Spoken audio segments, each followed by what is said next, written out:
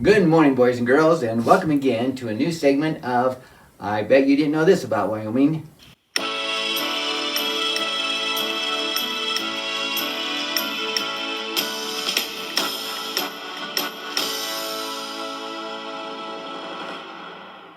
I'm Mr. Dennis, and we have Cammie and Tatum. Hi, everyone. And they will assist me today as we talk about the early Indians' way of hunting, skinning, tanning, and preparing the hides that they would get from the buffaloes for making beautiful dresses such as this one, or war shirts such as the one that we see over there. Now, as we do this, I want us to take us back to a time before horses were here upon the earth, before the mountain men had come, before the bow and arrow, and the only thing that these Indians had was the tools that they could make from the stones or other things from the environment. To begin, let's talk about how they started to hunt. Now, Cammie and Tatum, each morning, each time they got prepared for the buffalo hunt, they would do a buffalo dance. Now, we haven't got enough people here to do a buffalo dance this morning, but that buffalo dance would go on sometimes clear into the night. And then they would prepare their scouts. You guys want to be scouts for me today? Yeah. Are you sure? Yeah. Do you know what the scouts do? No. No. Yeah. Yes. Yes, you do. What do they do? They hunt the food, like buffaloes and like bunnies and stuff. Well, you're pretty close. The scouts were the ones who would go out and they would look and see if they could find where the herds of buffalo were waiting. And then they would run back to camp, let the camp know where the buffaloes were, and that's when the warriors would gather together and prepare for the hunt. Now, the first thing in this hunt, a very important job, was what they called the coyote hunters. We're going to pretend like you guys are them today. Now, let me tell you what you have to do. If you look at the picture, boys and girls at home, you'll see two of the warriors that are dressed in capes, either of a coyote, which I'm going to put around Tatum, or a cape of a wolf that I'm going to put around Cammie. These two warriors would sneak out, as you see in the picture there, amongst the herd of the buffalo, get the buffalo stirred up and excited with the hopes that they would start to stampede the opposite direction. But sometimes those buffaloes would surprise them and start to run right towards you two. What are you guys going to do? Run as fast as you can. Run as fast as you can. Yes, all right. So with that, they had to keep in mind that as they ran, they were leading the buffalo to where they had the rest of the hunters hiding behind rocks that they had stacked previously, waiting for the buffalo to come with blankets. They would rise up, shake and make the buffaloes continue to stampede into a very small, narrow passage that led to the edge of a cliff. Hopefully, Cammie and Tatum were able to run fast enough, which meant that they had to run faster than 35 miles an hour, because that was the speed of how fast the buffalo could run. Do you think you could run that fast? No. No. Well, luckily for you guys, as the buffalo would start to stampede, you would run to the first area where there were protection and jump out of the way. And as you did so, the buffalo would continue to run right on through and past you. Now, there were some times when you weren't so lucky.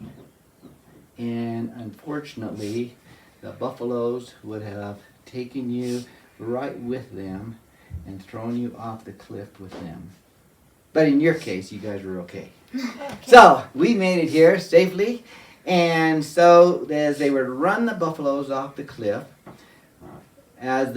buffaloes would try to stop, other buffaloes behind them unable to stop because of the speed they were going, would continue to just push them off. This was a very effective way of gathering food for the winter, but the Native Americans also realized it was a way in which many of their natural resources was being overused and wasted, because there were far too many buffaloes for them to use in one season. But one of the things that the Native Americans really believed in was giving back to nature.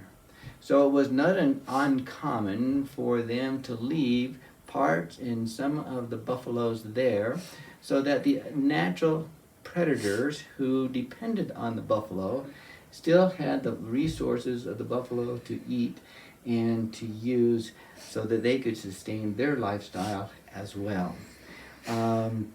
Now, once the buffalo had fallen to the bottom of the cliff, it became the responsibility of the women in most cases. But Tatum, today, can you help us out? Yes. As we demonstrate to the students on the screen there how they would take the buffalo and begin to prepare the buffalo so that they could take it back to their camp. First thing that they had to do was to take the heavy coat off of the carcass of the buffalo. Now, in this particular diagram or picture that you see on the screen, they're using an actual skinning knife to do that. We don't have a skinning knife today because we are the primitive Indians. So our tools is stone. All right, and so with these stone scrapers that they would make, they would actually take the carcass of the buffalo and begin to skin that hide off. Now, boys and girls, what I'd like you to do, if you can find a piece of paper at home or a sack that you might have available to you, go get that right now, and we're going to then demonstrate the process of skinning, tanning, and preparing the hide to make an object that we can use. So, Cammie and Tatum, if you can help me here, go ahead and kneel down. I have right here some hides, or some paper sacks. If you could just take these paper sacks and go ahead and just rip carefully the sides of that sack, just as Mr. Dennis is doing here. What we're doing is pretending as though we are scraping the hide off that buffalo. Okay? Boys and girls at home, if you can do the same thing, if you have, as I said, just a piece of paper, just carefully go along the edges. Don't go too deep into the pages and sort of make the edges rugged and ragged like Mr. Dennis has here. Go ahead, Cammie and Tatum, and continue doing that. All right, it's excellent. Now, what you should have at home is a piece of paper that looks similar to this. This point here, it became necessary for them to load the hides up into their travois. Do you know what a travois is? No. Never heard of a travois? Well, boys and girls, if you haven't heard of a travois, look on the screen and you will see a dog that is attached to two lodge poles that they are dragging. This lodge pole is called a travois. You'll notice that here they are using a dog because at this particular period of time, horses had not been introduced to the Native Americans. And so dogs were their mainstay, being able to provide transportation and help to haul things around. So with this, they would load the hides up onto the travois. They would carry them back to their camps, And once they got them back to their camps, became the process that we're going to do today, which is the tanning. So, if you lay your hides down, I have in front of you here, Tatum and Cammie, 2 hides. These are rabbit hides. And I have some primitive scrapers, just like the Indians used during this period of time. What I'd like you to do is go ahead and take the scrapers. Notice as you feel the scrapers, it's just a natural feel of where your hands and fingers belong, aren't they? And so you can kind of see how they have worked these. These scrapers are probably over 400 or 500 years old. And they actually still work today. Notice, go ahead and take it onto the rabbit hide and just very carefully start to scrape. Notice how it scrapes up and literally tears away part of the hide or the skin. This was the process that they used in taking the blood and excess fat and the skin down to where it needed to be in preparation for actually tanning the hide. That is what the picture is demonstrating there as the hide is strung. Once you have your hide scraped, then comes the fun part. Guess what? You have to grab the gut out. The brain, you are absolutely right. We have with us today a demonstration of what that brain would kind of look like. Using the brain and being able to open it up to get the solution inside, mixing that solution with a little part of water, and I'm going to just open this brain up here if I can. You have to work it until you can actually boil it down is what they would do, and that brain would go into the water solution. And now, once we have that, Cammie and Tatum, we need to have you take your hides and carefully soak them into the brain solution. Okay? Boys and girls, you can do this at home. Maybe your mom will let you just use the sink.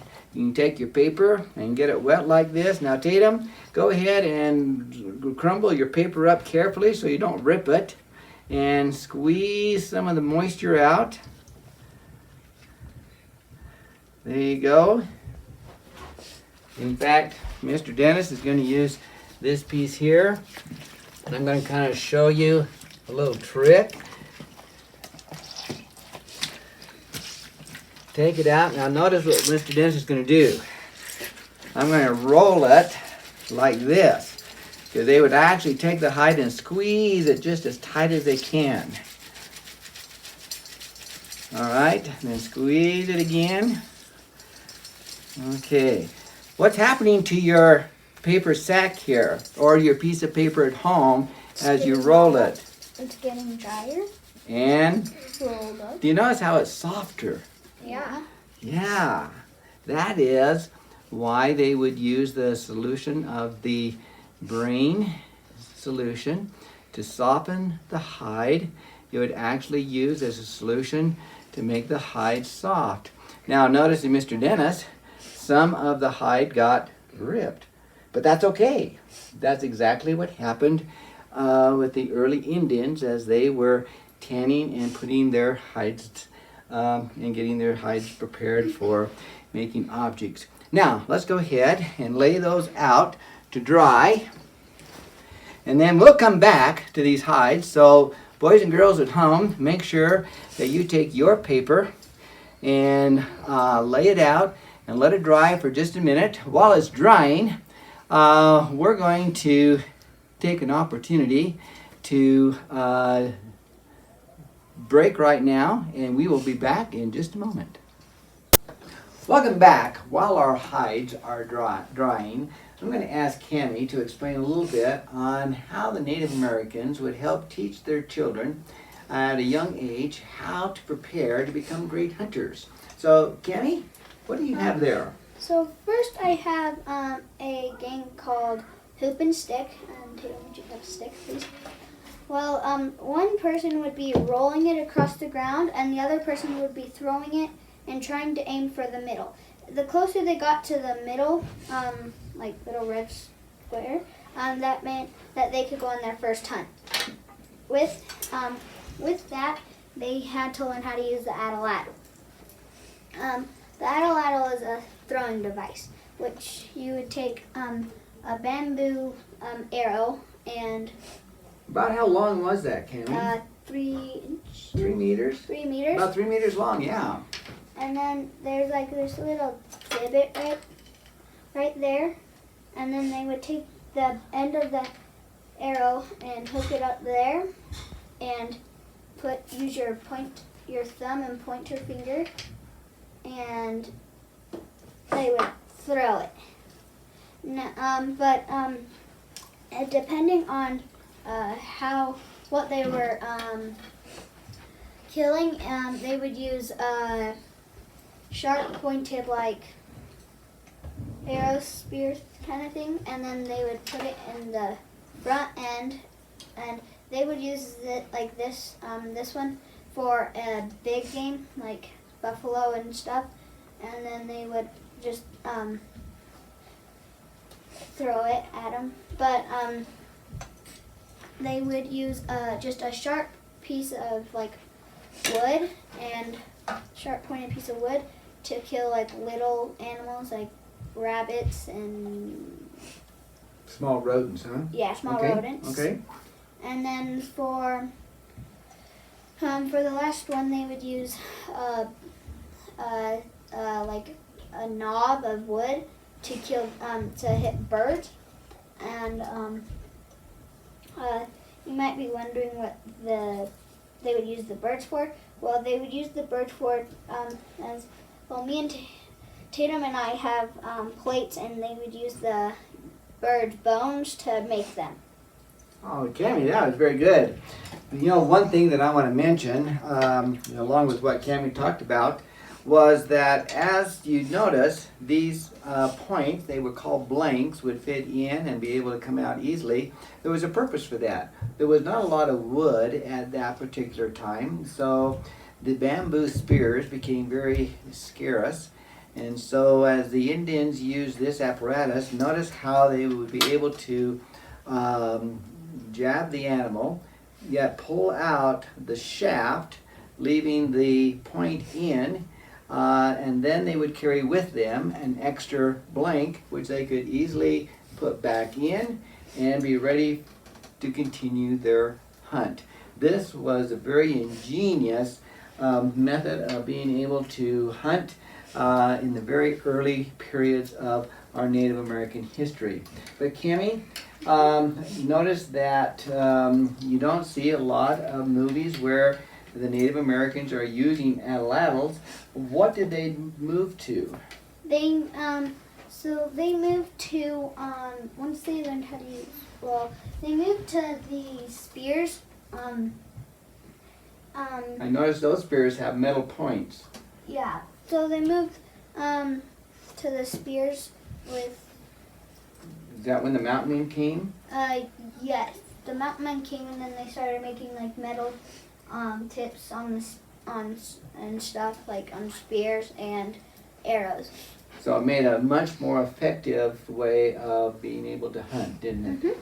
Well, Cammie, thank you. Tatum, I noticed that you brought in today kind of a special little rock. What's about that rock? Can you tell us? So this rock. Make sure you speak loud. So this rock is like a pocket knife that we have today, and it has 3 uses. One of the uses is this flat edge right here would be used to like cut off a limb of a tree, and then this little arch thing would be used to like smooth the limb, and then this little point right here would be used to carve in a little divot for the arrowheads to go in. All And right. while I'm talking about that, where's the obsidian?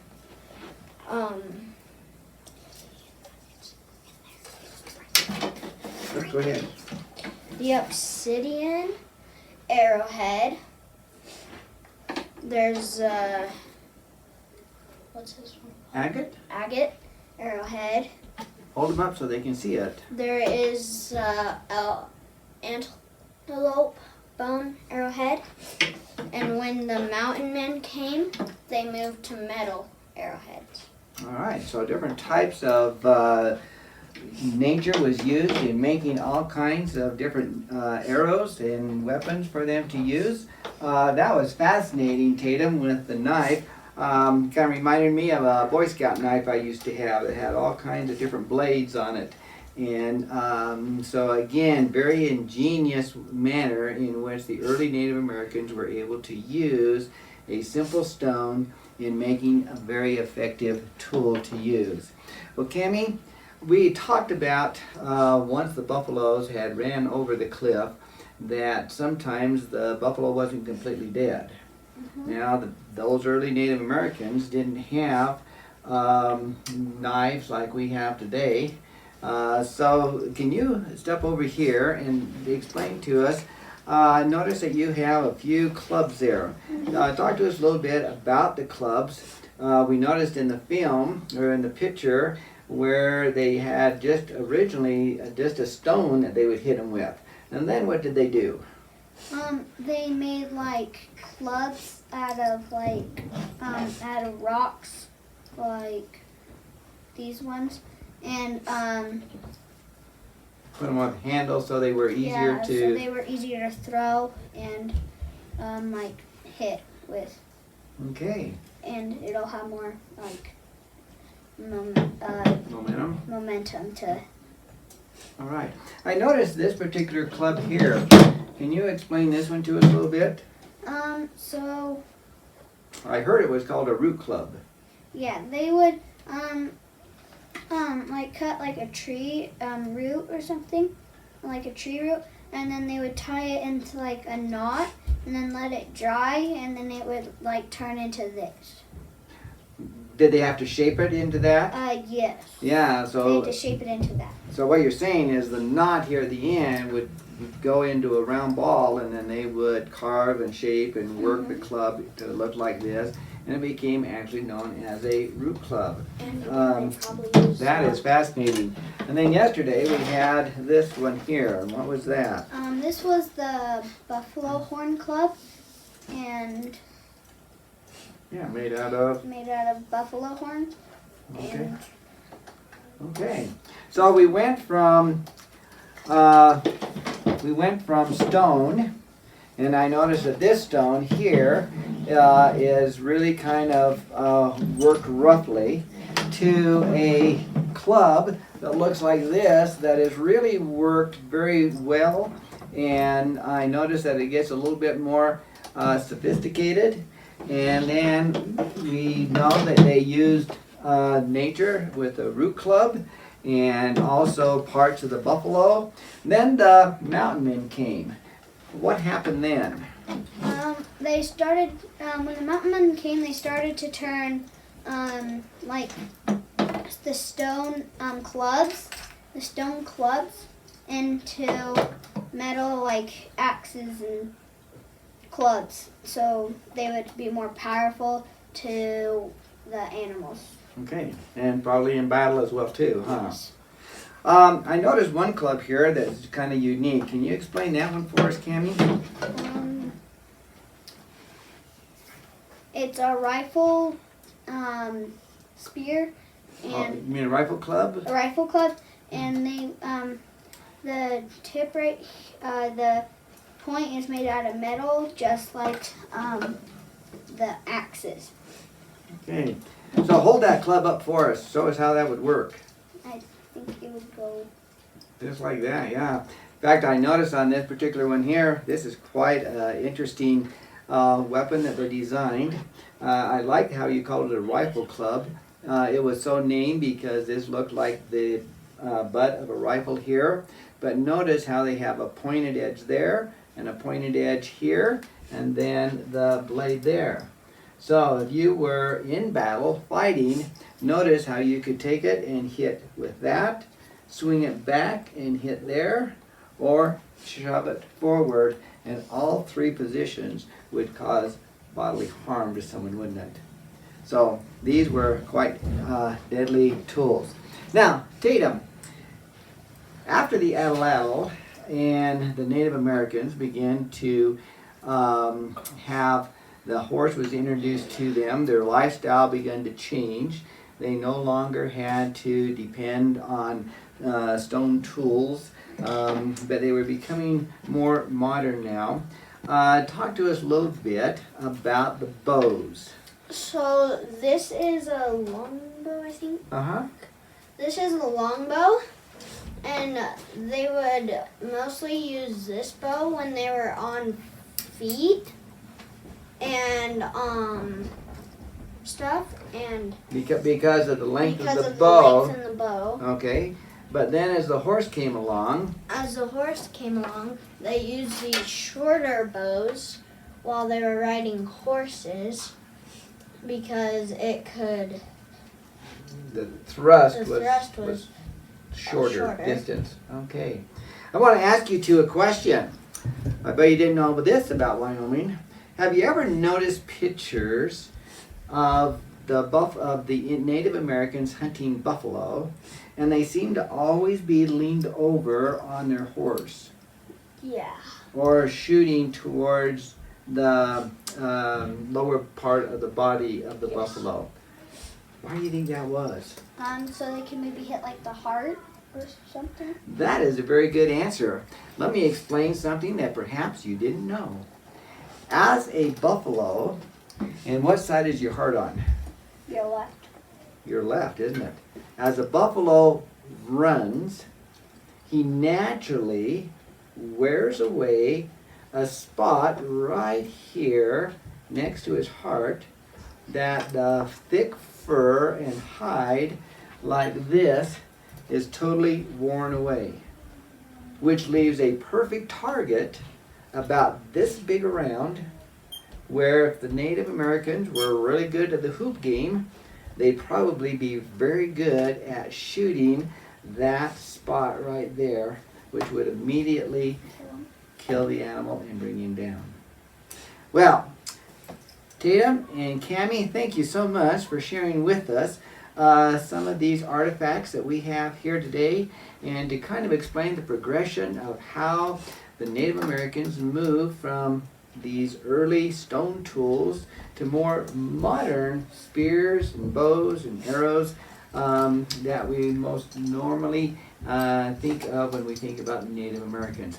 I want to show one other form of hunting that maybe you didn't know this about Wyoming. This here is actually a method used by the early Indians, also the Vesqueros that came from Mexico. Notice these hard round balls. These are actually made with stones, and the way this would work is if an animal was running, they could swing this, don't let me hit ya, swing this around, and then they would let go, and these balls would literally grab the legs of the animals and wrap around and bring the animal down. Once the animal was down, they then could take one of these clubs that you spoke of and finish the kill. And so that was another early method of hunting that was used by the Native Americans. Well, Tatum and Cammie, do you have any questions? No. All right, thank you again for your job. Now, what we need to do is go back to our hides. They should be dry by now. And what we're going to do is make, and boys and girls at home, I want you to join with us. If you'll bring your hides, both the Native Americans and the mountain men used what were called possibles bags. This particular possible bag is made out of a coyote skin. This one is made out of a elk hide, a little bit fancier. This is a simple one made out of a deer skin. We're going to make our own buffalo bags today from the hides that we pretended as we had tanned, and see what we can do. Does that sound fun? Yeah. All right, thank you. We'll be right back.